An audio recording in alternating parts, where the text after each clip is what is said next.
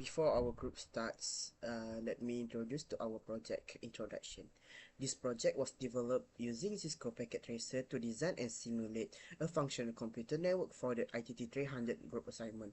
The network consists of two local area networks, such as LAN A and LAN B, to connect by two routers, which each LAN contains one switch, 10 personal computers, and one DHP server. In addition, a DNS server and HTTP application server were configured to provide domain name resolutions and web hosting service. The project demonstrates an implementation of IP addressing, subnetting, routing, and network service while ensuring successful communication between devices across different lanes. Next, the objective of this project. This project are to design and simulate a functional computer network using Cisco Packet Tracer by connecting two local area networks to routers.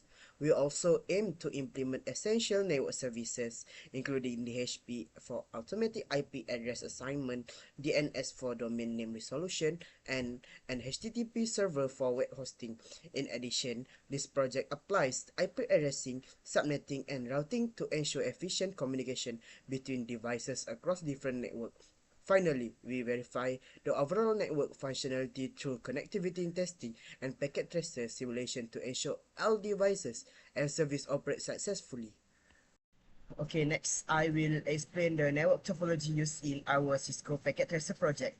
Our network is designed using star topology, where all end devices are connected to a central switch within each local area network or LAN. This topology is widely used because it is easy to manage, reliable, and simplifies troubleshooting. As shown in the diagram, our network consists of two local area networks, which are LAN A and LAN B. Each LAN contains one router, one switch, 10 personal computers, and one DHP server. The switch acts as the central connection point, allowing all computers in the LAN to communicate efficiently. Meanwhile, the DHP server automatically assigns IP addresses to the computer, reducing the need for manual configuration. The two LANs are connected through router 0 and router 1, enabling communication between both networks. This allows users in LAN A and LAN B to exchange data and access shared resources. In addition, our network includes a DNS server and an application server. The DNS server translates domain name into IP addresses, making network access easier, while the application server provides shared service that can be accessed by users from both LANs.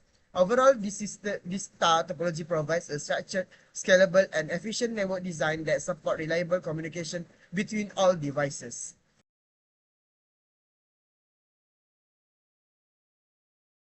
So first of all, let's start by looking at our addressing table on the screen. So to connect our dual star topology, we configured two main gateways. Router 0 handles our LAN A gateway on interface gigabit Ethernet 0/0 using the IP address 128.10.0.1. So for the router 1, we connect our one link via 128.30.0.1. To secure an excellent mark according to our project rubric, we also integrate a critical automated service directly into the network.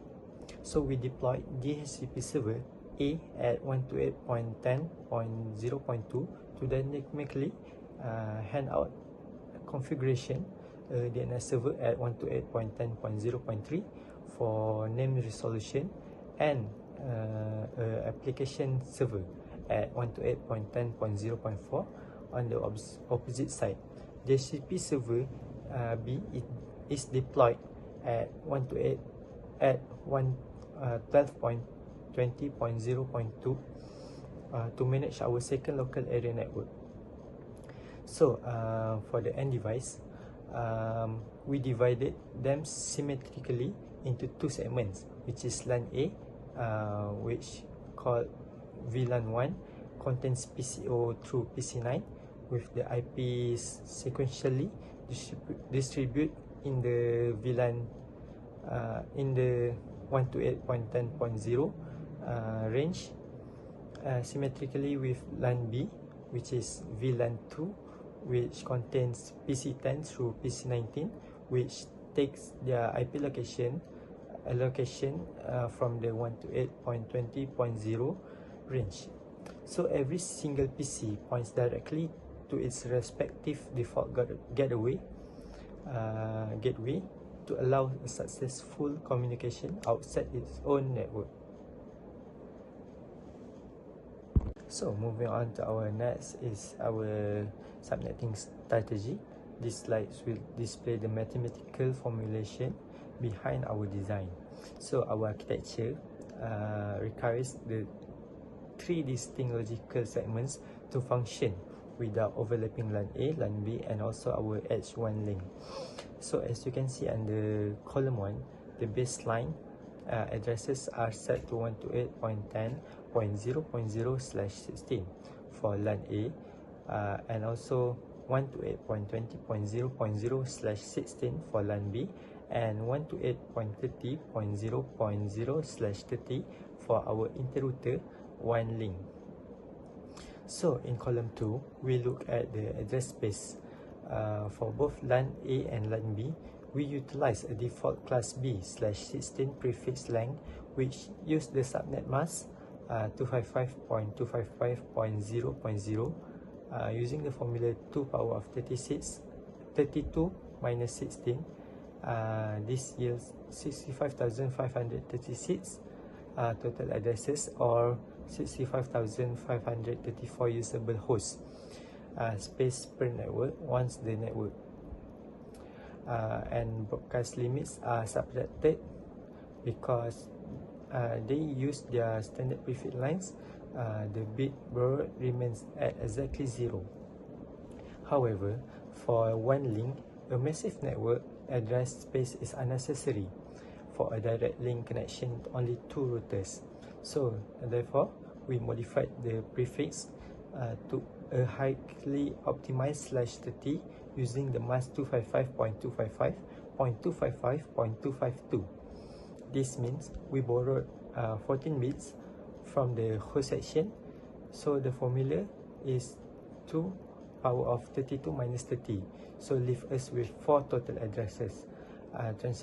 Translating to exactly 2 usable host IPs means there is 0 address waste in our router-to-router connection.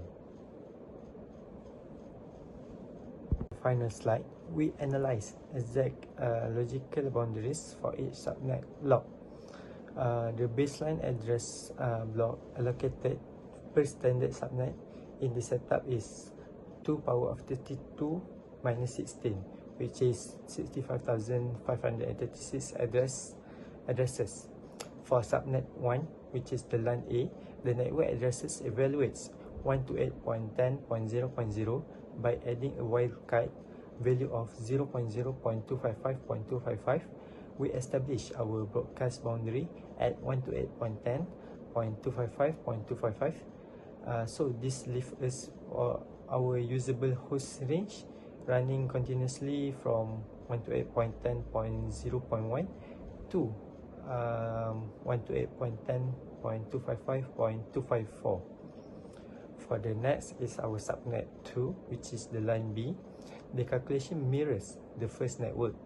So starting the network address at 128.20.0.0 and adding 0.255.255, which is the wildcard, we establish the broadcast address is at 128.20.255.255. This sets is our valid host assignment range from 128.20.0.1 to 128.20.255.254. So finally is our subnet 3, which is the 1 link. Our calculation shift to reflect the specialized /30 mask. So starting at the network address is 128.30.0.0, we add a tight wildcard value of 0.0.0.3. This results in a precise broadcast address of 128.30.0.3.